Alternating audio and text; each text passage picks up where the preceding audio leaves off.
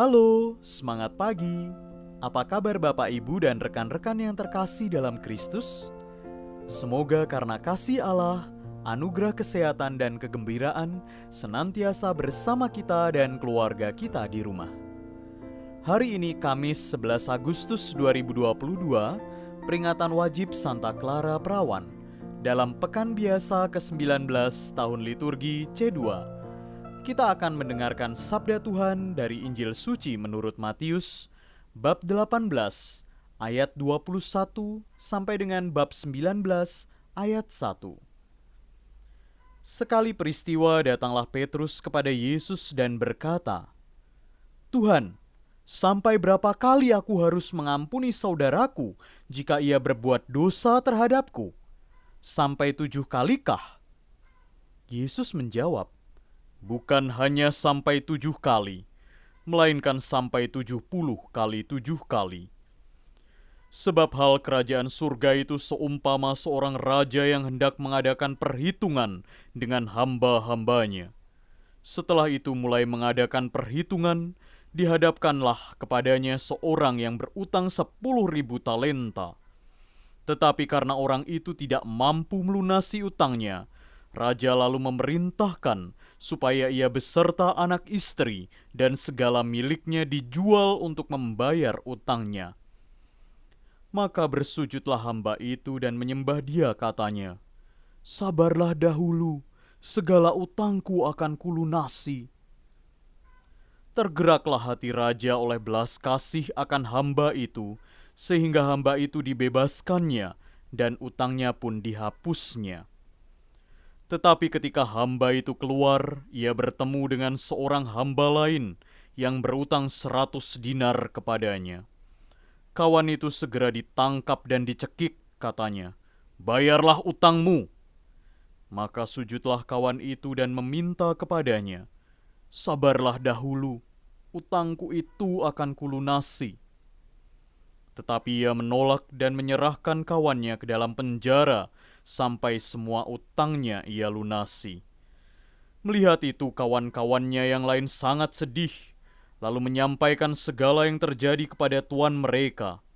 Kemudian raja memerintahkan memanggil orang itu dan berkata kepadanya, 'Hai hamba jahat, seluruh utangmu telah kuhapuskan oleh karena engkau memohonnya.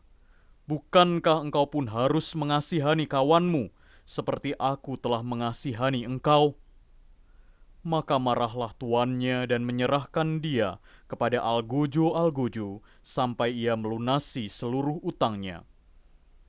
Demikian pula Bapa-Ku di surga akan berbuat terhadapmu, jika kalian tidak mengampuni saudaramu dengan segenap hatimu." Setelah Yesus selesai dengan pengajarannya, berangkatlah ia dari Galilea dan tiba di daerah Yudea di seberang sungai Yordan. Demikianlah sabda Tuhan. Terpujilah Kristus. Bapak, Ibu, dan rekan-rekan yang terkasih dalam Kristus, hari ini Tuhan Yesus memberikan wejangan mengenai pengampunan dan rekonsiliasi. Dengan mengatakan 70 kali 7 kali, Tuhan Yesus mengingatkan kepada semua pengikutnya bahwa pengampunan itu bersifat tanpa batas. Jika Allah saja yang senantiasa memberikan pengampunan atas dosa-dosa manusia yang bertobat dan kembali kepadanya, maka manusia tidak mempunyai hak untuk menentukan batasan dalam pengampunan. Tuhan Yesus menggambarkan secara jelas dalam perumpamaan dari hamba yang tidak mengenal belas kasih. Perumpamaan ini menceritakan apa yang kita doakan dalam doa Bapa kami. Dan ampunilah kesalahan kami, seperti kami pun mengampuni yang bersalah kepada kami. Dengan kata lain, kesediaan Allah untuk mengampuni kita tergantung pada kesediaan kita juga mengampuni orang lain. Tindakan raja dalam perumpamaan kali ini menunjukkan bagaimana tindakan Allah juga. Sang raja menunjukkan belas kasih yang besar dalam menghapuskan hutang yang besar dari si hamba. Namun, hamba yang tak kenal belas kasih itu gagal memahami dan meneladani contoh dari sang raja. Kekejamannya terhadap hamba yang lain berakibat penarikan kembali pengampunan dari sang raja. Cerita ini mengingatkan kepada kita bahwa pengampunan yang diberikan kepada kita oleh Allah akan ditarik kembali kecuali jika kita bersedia mengampuni orang lain. Orang yang tidak mengampuni kesalahan sesama dikucilkan dari belas kasih Allah. Mereka yang ingin menerima belas kasih Allah harus menunjukkan belas kasih terhadap orang lain. Bapak, Ibu, dan rekan-rekan yang terkasih, Tuhan tidak pernah sekalipun menutup pintu pengampunannya bagi kita. Tuhan tahu bahwa kita sering bersalah. Namun sayangnya, kemurahan hati Tuhan ini amat sulit kita tiru. Itu terbukti ketika kita kerap kali menjadi orang yang suka mengingat-ingat kesalahan sesama, bahkan menimbunnya hingga menjadi dendam. Maka, marilah kita bersama-sama belajar mengubah disposisi batin kita dalam memberikan pengampunan bagi sesama yang bersalah kepada kita, sebab kita sendiri tidak terlepas dari dosa. Semoga roh pengampunan dan kasih Allah senantiasa tercurah atas hidup kita, sehingga kita tergerak untuk meneladani Allah dalam kemurahan hati. Berkat Tuhan senantiasa menyertai kita dan keluarga kita. Bapak, Ibu, dan rekan-rekan yang terkasih dalam Kristus, marilah kita bersatu dalam doa. Tuhan, sering kami bersikap seperti Santo Petrus yang bertanya, sampai berapa kali kami harus mengampuni saudara kami jika ia berbuat dosa terhadap kami? Tuhan, kami pun tak luput dari berbuat dosa, dan kami sangat membutuhkan pengampunan. Bantulah kami agar mau dan mampu berbuat adil terhadap sesama kami dan tidak menghakiminya. Amin. Bapak, Ibu, dan rekan-rekan yang terkasih dalam Kristus, marilah kita mengenal lebih dekat Santa Clara Perawan yang hari ini kita peringati. Clara Schivi, putri bangsawan dari pasangan Faverone Ofraduccio dan Ortolana ini, lahir di Assisi, Italia pada 16 Juli 1194. Dari orang tuanya, Clara memperoleh jaminan hidup material yang berkecukupan. Ibunya, Ortolana, yang pernah berziarah ke Tanah Suci dan Roma, mendidiknya dengan sebaik-baiknya. Clara berkembang dewasa menjadi seorang gadis yang berkepribadian teguh dan beriman, bahkan dinyatakan sebagai kudus di kemudian hari. Pendidikan ini pula berhasil menanamkan dalam dirinya suatu sikap yang tepat terhadap nilai harta duniawi dalam hubungannya dengan cita-cita hidup manusia yang sebenarnya. Kepribadian dan cara hidup Clara banyak dipengaruhi oleh tokoh suci dari Assisi, Santo Fransiskus. Fransiskus, bangsawan kaya raya dari Assisi yang meninggalkan segala miliknya demi pengabdian total kepada Tuhan dan Injilnya, menjalani suatu cara hidup miskin yang keras mengikuti jejak Kristus. Bersama beberapa pengikutnya, ia berkelana mewartakan Kristus yang miskin kepada seluruh penduduk Assisi, baik yang kaya maupun yang miskin. Clara terpesona dengan cara hidup Fransiskus itu. Ia tekun mendengarkan setiap khotbah Fransiskus sambil bertanya diri, mengapa cita-cita dan cara hidup yang mulia itu tidak bisa dijalani oleh seorang wanita? Lalu, ia dengan diam-diam bersama temannya, Bona, pergi menemui Fransiskus untuk meminta pandangan dan bimbingannya. Dari bimbingan Fransiskus, Clara memperoleh suatu kepastian perihal pertanyaan yang mengusik batinnya.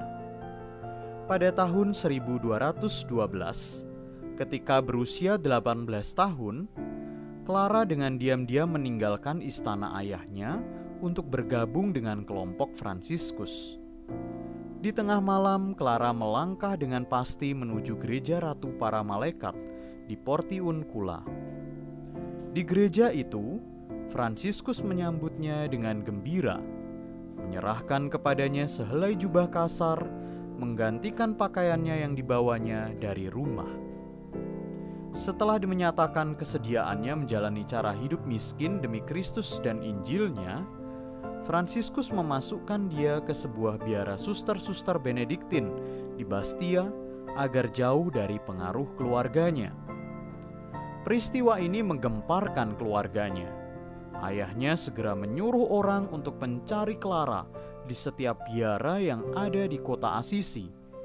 Setelah menemukan dia di biara Bastia, mereka membujuknya untuk kembali ke rumah. Namun Clara dengan tegas menolak untuk pulang. Tidak seberapa lama, Agnes adiknya datang menemui Clara. Karena tertarik pada cara hidup kakaknya, Agnes pun akhirnya bergabung, dan kelak juga ibunya setelah menjanda. Fransiskus menempatkan mereka menjadi inti sebuah biara baru di San Damiano, dekat Assisi. Clara diangkat sebagai pemimpin biara San Damiano, suatu cara hidup digariskan kepada mereka. Biara ini menjadi perintis ordo wanita-wanita miskin, yang lazimnya disebut Ordo Suster-Suster Claris. Karena semakin banyak pengikutnya, didirikan biara-biara baru di Italia, Perancis, dan Jerman di bawah bimbingan Clara. Clara memimpin ordonya selama 40 tahun dengan penuh pengabdian dan kepercayaan kepada kasih dan penyelenggaraan ilahi. Cara hidup miskin dihayatinya dengan sungguh, ditopang oleh doa dan mati raga yang keras. Kepercayaan yang kokoh pada kasih dan penyelenggaraan Tuhan terbukti dalam keberhasilannya menghalau serdadu-serdadu Kaisar Frederick II yang menyerang biaranya. Menghadapi serangan itu, Clara yang tengah sakit payah lari ke kapel diiringi oleh suster-susternya untuk mengambil monstrans yang bertahtakan tubuh Kristus.